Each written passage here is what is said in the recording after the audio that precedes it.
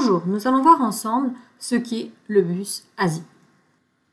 Et nous allons le mettre en pratique dans le convoyeur. Le réseau ASI est un standard international. Le bus ASI est un bus de terrain qui est utilisable pour l'interconnexion de capteurs et d'actionneurs, d'où son nom, actuateur, sensor, interface. Il permet l'acheminement d'informations de type tout ou rien, donc 1 ou 0, entre un maître de bus et des esclaves. Les esclaves, c'est des capteurs actionneurs. Le système ASI est composé de 3 éléments essentiels, une alimentation, un maître de bus et des esclaves, donc les capteurs actionneurs. Les buts du réseau ASI sont de remplacer un câblage traditionnel, comme on peut le voir sur l'image, par un câblage de ce type. Nous aurons un maître et les esclaves seront mis l'un derrière l'autre en série. Les capteurs et actionneurs ont également des nouvelles fonctions qui permettent un diagnostic, des paramétrages, de la maintenance automatique. Ce qu'il faut retenir, c'est clairement que ça simplifie et minimise les câblages. Le réseau ASI en automatisme s'intègre facilement dans une structure d'un système d'automatisme industriel. Et pour que le réseau existe, il faut des cartes maîtres, donc par exemple la carte CP342-2, c'est celle que nous avons, et des passerelles qui permettent de relier le réseau ASI aux autres bus de terrain. Ce qu'il faut savoir aussi, si vous souhaitez implémenter un bus ASI dans une entreprise, c'est qu'il faut acheter un matériel assez onéreux, qui est une grosse télécommande qui coûte assez cher la première fois. Mais une seule suffit pour l'entreprise complète. C'est pour configurer une première fois. Ou alors, une entreprise peut se partager la télécommande envers ses différents sites. Donc, le principe, on a 2 câbles non blindés pour l'alimentation. On a maximum 100 mètres, voire 300 mètres si on met des répéteurs. Donc, on peut faire un circuit de 300 mètres. On n'a pas de résistance de terminaison. On a 31 ou 62 esclaves en fonction de la version. Et chaque esclave a une adresse. Les entrées-sorties analogiques sont également possibles. Au niveau du câblage, on a un câblage plat, donc n'importe qui peut le faire, même votre petit frère par exemple. Donc on a un câble jaune, qui est le câble ASI, et qui a une alimentation incorporée. Et on a le câble noir, qui est une alimentation complémentaire 24 volts. Donc les connecteurs sont à prise Vampire, comme on peut le voir sur le schéma, qui est simple et sûr. Donc le protocole de communication, on a 1 mètre pour 31 esclaves avec la version 2 et 62 esclaves avec la version 2.1. On a un temps très rapide de scrutation avec 5 millisecondes pour 31 esclaves. Une vitesse de transmission de 167 kilobits par seconde. Donc comment ça se passe? Le maître va envoyer une requête et puis chaque esclave va répondre.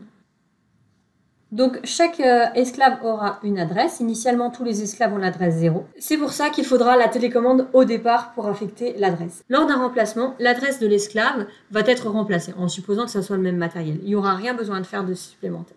Donc comment ça va se passer au niveau hardware? Donc vous allez devoir rajouter une carte, la carte CP343-2, qui est la carte qui permet de faire un bus ASI. Et dans cette carte, vous allez configurer les adresses. Donc si c'est par défaut, vous laissez par défaut, normalement ça sera 272 comme moi. Donc on voit que les adresses d'entrée, on aura de 272 à 287 et les adresses de sortie, 272 à 287 également. Donc ce que je vous conseille de faire, c'est de faire un peu comme l'automate fonctionne normalement avec ses entrées-sorties. Donc en fait, toutes les entrées qui sont sur la carte spécifique ASI, donc de 272 à 287, vous allez les prendre et les copier dans un DB. Donc, vous allez faire des loads, transferts, toujours dans le même DB. Load, transfert, faites-le en liste, ça sera plus simple. Donc, en fait, si je le fais, on va faire load PID 272 et on va le transférer dans le DB, par exemple 0.dbd0. Donc, ici, on a fait 4 octets. Donc, de 272, 273, 274 et 275. Le suivant, ça sera donc 276. Etc. Donc si on va de 4 en 4, le suivant ça sera 280, ensuite le suivant ça sera 284 et on aura traité tous puisque de 284 on va aller jusqu'à 287. Donc là vous allez faire ça dans l'OB1 et vous devez aussi faire le même principe avec les sorties, sauf que cette fois-ci on ne va pas aller lire les sorties, on va aller écrire sur les sorties. Donc on va charger notre DB, à la suite je ne sais pas où vous serez arrivé, vous verrez bien, DB 0.db. Alors, on aurait été à 4, après on aurait été à 8, et après on aurait été à 12. Voilà. Donc là, on était à 16. Vous allez le transférer dans le PQD 270. Alors, je ne sais pas si vous vous rappelez du P qui veut dire périphérie, on travaille vraiment sur la carte et non sur la mémoire image. Et D, on va simplement lire 4 octets. Donc, ce que je vais vous demander, c'est de faire communiquer tout ça. Vous avez sur la machine plusieurs postes qui sont composés de la même manière. Chaque poste a les mêmes capteurs et les mêmes actionneurs. Et je vais vous demander d'y associer une station d'entrée, donc distributing et testing, qui donne des pièces, et une station de sortie, handling et sorting, qui récupère les pièces. Et je veux aussi que vous fassiez attention. Chaque chariot a un numéro. Et le numéro va être lu en comptant le nombre d'impulsions. Vous pouvez choisir de ne traiter que les chariots pairs ou les chariots impairs ou de traiter tous les chariots sauf le 5. Mais je veux que vous preniez ça en compte. À vous de choisir ce que vous préférez traiter.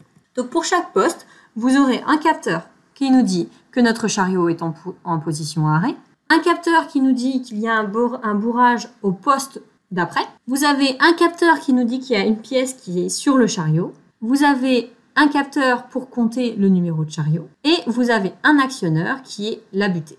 Je vous ai pris dans ce tableau, si vous faites la copie dans les DB comme je vous l'ai dit, la sortie de la butée par exemple pour le poste 1, ça sera le DB0 si vous choisissez 0, .dbx17.0.